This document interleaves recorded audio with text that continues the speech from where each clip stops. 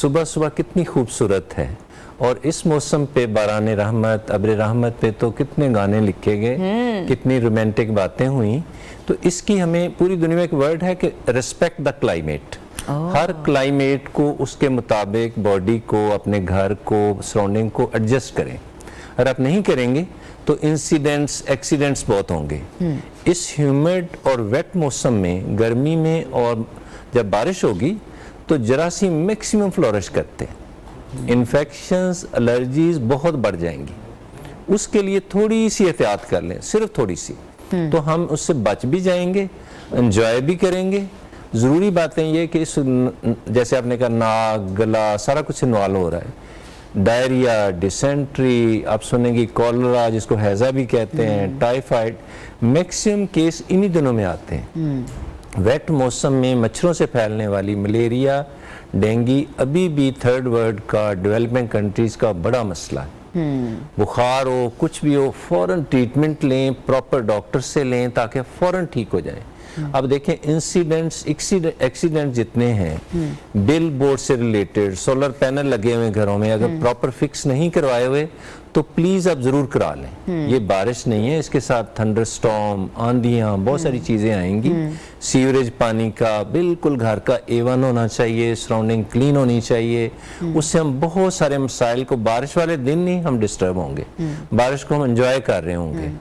بہت شدید فورکاسٹنگ ہے تو پلیز گھروں سے باہر نہ نکلیں. ڈاکٹر صاحب ویدر پیٹرن جس طرح چینج ہوا ہے پوری دنیا میں ہوا ہے، تو ویدر پیٹرن چینج ہونے کے ساتھ ساتھ آف کورس ہیلتھ ایشوز بھی اس طرح پرووک ہوئے ہیں.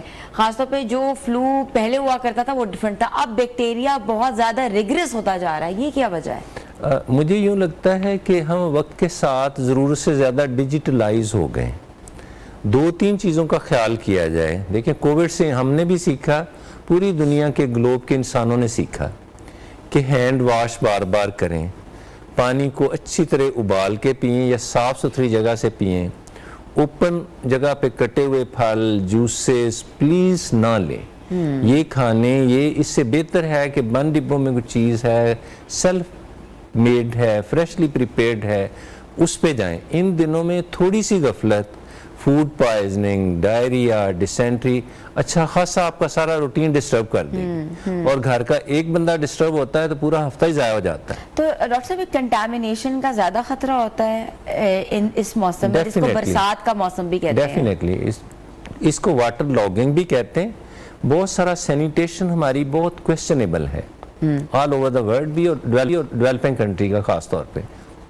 ہم نے اپنے سینیٹیشن کو، جو پانی یوزڈ ہے اس کا پراپر جو ایگزٹ ہے وہ ہونا چاہیے.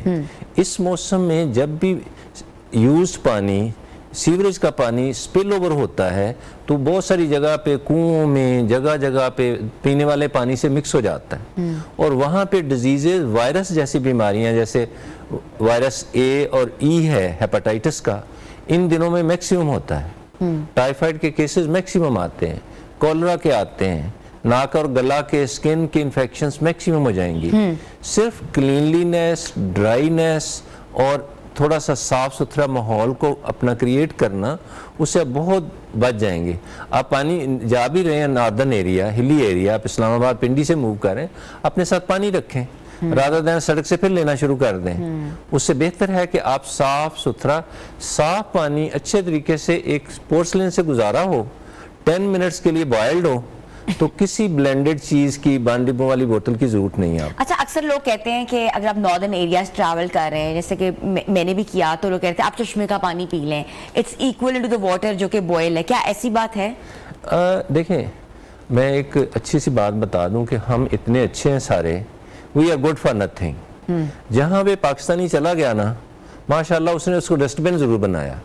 میں جب بھی کبھی نتھیا گلی آگے، مطلب سکردو، ہم بھی کافی دیر کیمپ لگا کے آئے تھے میڈیکل کا، جہاں یہ لوگ جاتے ہیں شاپر پھینکنا، یوز یہ ڈبوں کا جوس پیا بچوں کا، ریپرز پھینک دینا، ویسٹ مٹیریل پھینک دینا. عام بندے کو کیا کہیں، گاڑیوں والے اور اچھی گاڑیوں والے یہ نیک کام زیادہ کر رہے ہیں. اس کا مطلب کہ ہم سویلائز نہیں ہیں. Everybody should be responsible.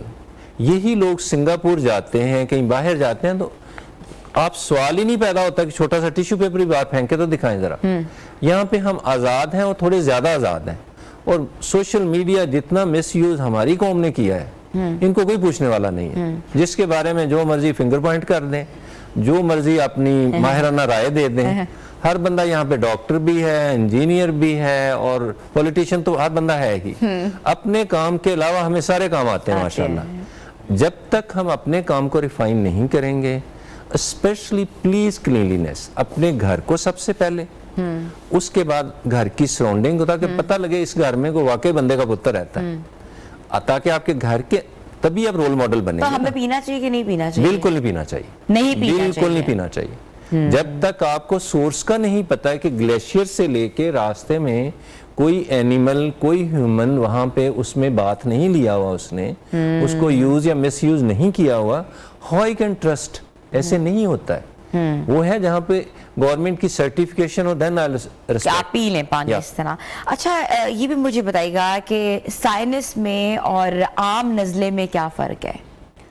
یہ ایک بڑی سمپل سی چیز ہے جی, کہ ایک ہے کامن کولڈ, ایک ہے انفلوئنزا. کامن کولڈ ہے کہ 2-4 چھینکیں آئیں, کوئی بخار نہیں ہوا بھی تو 100 سے نیچے تھا, اور ابھی سوچ ہی رہے تھے تو چیزیں ڈورمنٹ ہوں گی, ٹھیک ہونی شروع ہو گئیں.